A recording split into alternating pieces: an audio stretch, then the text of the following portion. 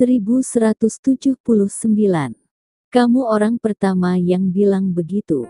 Kata-kata seperti itu dipercaya, dan Amel tidak menganggapnya sebagai sesuatu yang pantas dipuji. Grey-Z memberitahunya sambil tersenyum, tetapi nada dingin dan kejam di nada itu tidak bisa disembunyikan. Kamu tidak ingin keluarga Bau dan gerbang hijau kembali ke gerbang Sunrise. Dia menatap Grey-Z dan bertanya, apakah Anda ingin ada bom waktu di rumah Anda? Grey-Z bertanya balik. Ekspresi di mata Amel tiba-tiba berubah. Grey-Z hanya berkata sebuah kalimat dan dia bisa mengerti banyak informasi. Dia tertawa, matanya menawan dan lebih ambigu. Kamu juga bom waktu, tapi kuharap aku bisa melihatmu di rumahku. Amel mengulurkan tangan dan ingin memegang tangan Grey-Z, tapi Grey-Z menariknya kembali tanpa meninggalkan jejak dan memutar matanya. Nona Amel, jika kamu bisa tetap serius, maka kita masih harus bicara. Jika tidak, kerjasama dibatalkan. Tapi kita sudah bekerja sama. Kalau begitu batalkan segera. Grey-Z tidak sopan. Ini dia intinya. Saya tidak ingin mengkhianati Dara. Amel tidak bisa menahan tawa dan mengangguk. Yah, sepertinya trik ini tidak berguna untukmu, jadi aku akan menyerah. Dia kembali ke tampangnya yang dingin. Apa selanjutnya? Keluarga Bau pasti tidak akan menyerah, mereka akan mengirim masternya kembali melalui berbagai saluran. Setelah mereka kembali, bagaimana tanggapanmu? Amel penasaran banget, dia ingin tahu seperti apa pengaturan Grey-Z. Bagaimana dia menangani keluarga Bau, dan bagaimana dia memblokir kekuatan mengerikan gerbang hijau dari negara itu. Nona Amel, jika aku jadi kamu. Grey-Z melirik Amel dan berdiri. Saya tidak akan bertanya, karena ketika saya bertanya, saya akan terlihat bodoh. Amel tercengang. Itu adalah pertama kalinya dia disebut bodoh ketika dia dewasa. Sebagai putri tertua dari keluarga Slanka, dia identik dengan kejeniusan sejak kecil. Dia memiliki prestasi akademis yang tinggi. Dia diterima di berbagai sekolah bergengsi ketika dia berusia kurang dari 16 tahun. Pada usia 20, dia mendapat gelar Mbah. Dan dalam beberapa tahun terakhir, di bawah operasinya, keluarga Slanka telah mengambil langkah lebih jauh, mengizinkannya untuk memegang saham keluarga Slanka 30% dari hak untuk berbicara. Sekarang, Grey-Z sungguh mengatakan dia bodoh. Amel berdiri, wajahnya sedikit terkejut. Kamu adalah orang pertama yang mengatakan bahwa aku bodoh. Jelas bukan yang terakhir. Suara Grey-Z datang dari balik pintu. Saat itu, pelabuhan yang berada di pesisir pantai, saat larut malam, tak lagi semarak seperti di siang hari. Kapal kargo yang tinggal di pelabuhan berbaris dan ditarik dengan rantai besi. Setelah memasuki malam, suara mesin terdengar samar dari kejauhan laut, bukan raungan keras tapi masih sedikit mengguncang telinga orang. Dalam kegelapan, tidak ada cahaya yang terlihat, dan sebuah kapal barang perlahan mendekati pelabuhan. Di dermaga, beberapa orang sedikit cemas, melihat sekeliling dari waktu ke waktu, mengamati pergerakan di sekitar mereka. Ayo! Seseorang berteriak pelan. Dia segera menyalakan senter, mematikannya dan menyalakannya lagi 3 kali berturut-turut. Di kapal barang yang jauh, seseorang menyalakan senter dan menyalakan juga mematikannya 3 kali.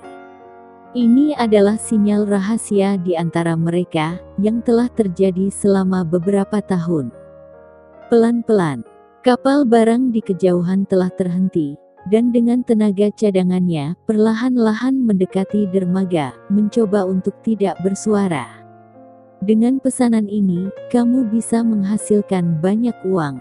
Salah satu dari mereka berkata sambil tersenyum, wajahnya penuh kegembiraan. Diam. Orang lain segera menoleh dan memelototinya. Jangan bicara omong kosong, atau kamu akan kehilangan nyawamu, tapi jangan salahkan aku karena tidak mengingatkanmu.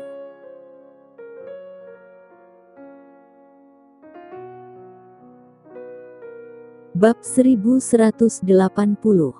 Datang satu persatu. Setelah dia selesai berbicara, beberapa orang yang lain takut untuk berbicara. Mereka hanya mendengar bahwa dalam daftar ini, seseorang dengan identitas yang tidak biasa kembali ke Sunrise melalui jalur ilegal ini.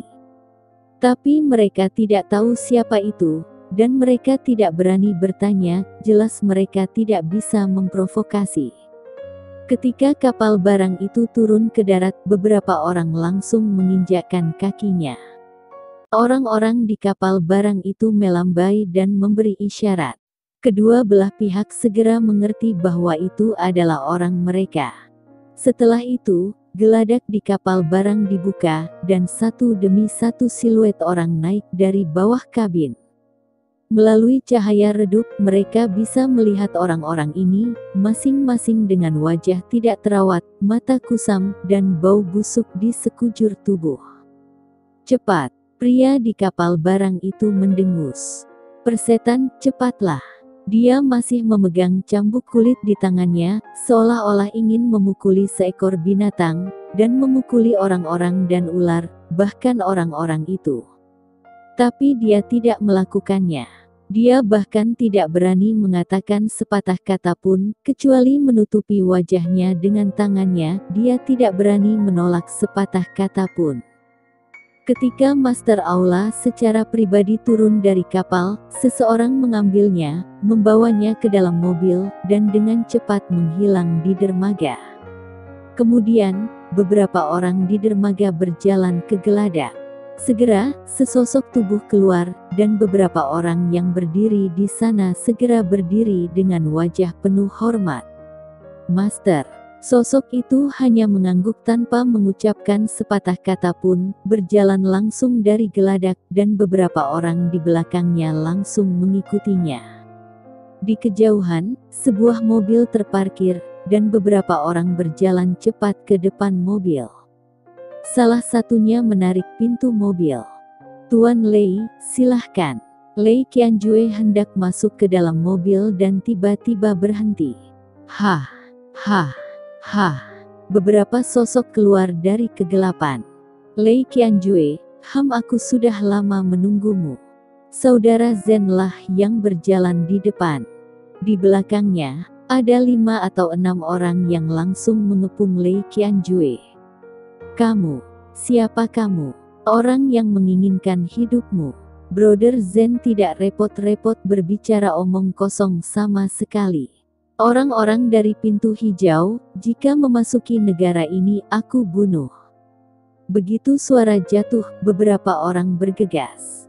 Tanpa sedikit pun kesopanan, kekuatan tempur terkuat mereka meledak seketika. Pertempuran segera dimulai.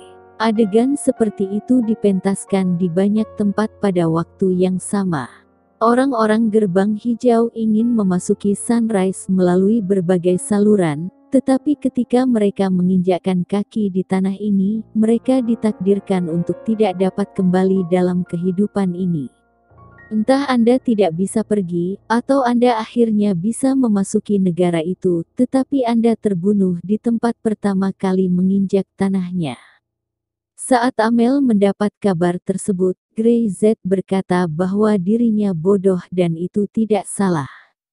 Di negara ini, Grey Z memiliki keputusan akhir.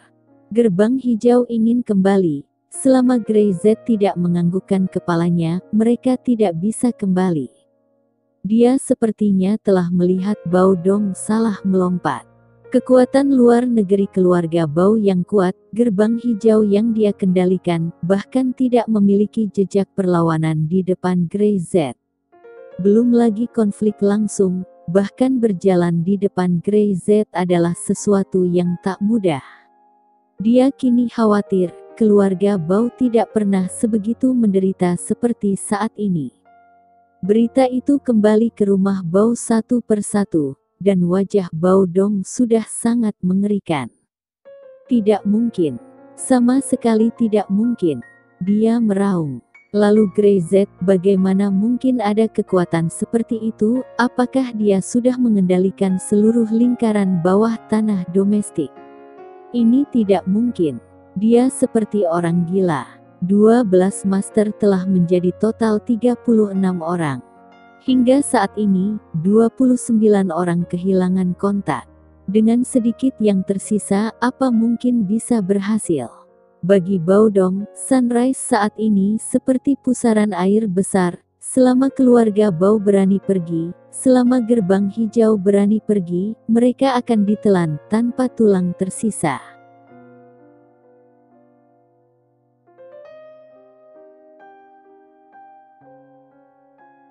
Bab 1181. Kehilangan wajah. Baodong, kapan dia begitu sedih? Master Ketua, apa yang harus saya lakukan sekarang? Master Aula mengertakkan gigi, suaranya bergetar karena marah. 3 orang yang dia kirim sudah lama kehilangan kontak dan dia khawatir mereka sudah kehilangan keberuntungan. Dia tidak menyangka bahwa apa yang dia gunakan adalah rute yang telah disembunyikan selama bertahun-tahun. Jangankan orang domestik, bahkan di dalam pintu hijau ini sendiri, hanya sedikit orang yang tahu. Bagaimana Grey Z tahu? Sekarang bukan hanya mereka tidak bisa kembali, tetapi informasi mereka benar-benar terungkap. Tidak peduli siapa itu, tidak peduli apa penyamarannya, di depan Grey Z ini seperti tanpa pakaian. Tidak dapat disembunyikan sama sekali. Apakah ini terlalu mengerikan? Wajah Baodong membiru, duduk di kursi, tangannya menempel kuat di sandaran tangan. Dia takut dia tidak akan tahan, dan dengan putus asa bergegas kembali ke negara itu untuk membunuh Grey Z. Tapi dia tahu lebih baik bahwa dia tidak bisa kembali, bahkan jika dia kembali, pembantaian gila Grey Z sedang menunggunya. Hanya seorang pria muda. Seorang pria muda yang belum pernah melihatnya. Sangat mudah untuk membuatnya kehilangan muka dengan keluarga Bao dan gerbang hijau. Apa yang dikatakan orang-orang di luar sekarang tentang gerbang hijau kita? Mereka mengatakan bahwa kita tidak berguna, kita diblokir dari negara sendiri, dan kita bahkan tidak memiliki kekuatan untuk kembali. Kita terpaksa datang ke luar negeri, dan sekarang kita dipaksa hanya bisa tinggal di luar negeri. Kenapa? Kita bukan gerbang hijau 20 tahun lalu. Bekas markas gerbang hijau diubah menjadi peternakan. Kemudian Grey Z memanggil kita binatang buas, dia. Jika dia tidak mati, gerbang hijau, arwah saudara-saudara akan mengguncang langit. Beberapa master aula sedang berdebat. Semakin berisik mereka, semakin menyebalkan bagi Baodong. Cukup. Baodong meraung, dan aula tiba-tiba menjadi sunyi. Beberapa master aula tidak berani berbicara lagi, semua menoleh untuk melihat Baodong. Pintu hijau, bukankah sekarang cukup memalukan? Kenapa kalian berdebat? Dia berteriak. Pertama, properti keluarga Bao dihancurkan satu persatu, benar-benar memutuskan fondasi keluarga Bao-nya. Lalu tidak bisa kembali ke Sunrise, dan sekarang dia secara langsung menargetkan gerbang hijau. Grey Z, betapa kejamnya orang ini. Dia tahu betul bahwa Grey Z ingin melikuidasi keluarga Bao sejak awal konflik antara Syam dan Selanka. Pergi ke wilayah barat laut, tambang liar itu keluarga Bao ditemukan, Grey Z pun mulai bersiap melakukannya. Kami tidak bisa kembali. Keluarga Syam, jangan pikirkan itu. Dia mencibir. Aku, Baodong, bisa tidak tahu malu, dan aku tidak bisa tidak tahu malu. 20 tahun yang lalu, mereka sudah kehilangan muka sekali.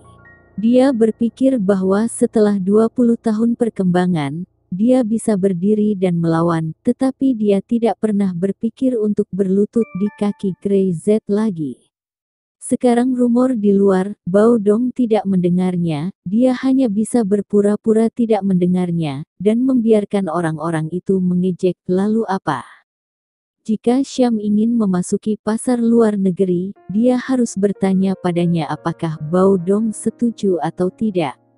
Di babak ini, dia menyerah bukan kepada Grey Z karena dia tahu bahwa Grey Z sendiri pasti tidak akan bisa melakukan ini.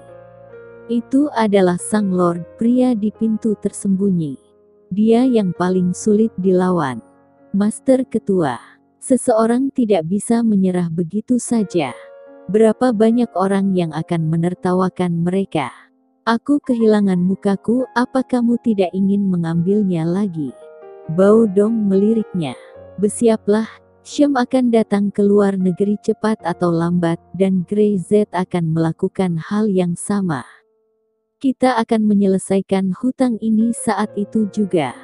Ketika beberapa Master Hall mendengar ini, mereka menjadi cemas. Bao Dong akan menundukkan kepalanya. Dia bermartabat dan Master dari Gerbang Hijau ingin menundukkan kepalanya dengan seorang anak kecil seperti Grey Z. Ini akan disebarkan, dan mereka benar-benar tidak akan memiliki wajah untuk kembali ke Sunrise sepanjang hidup mereka.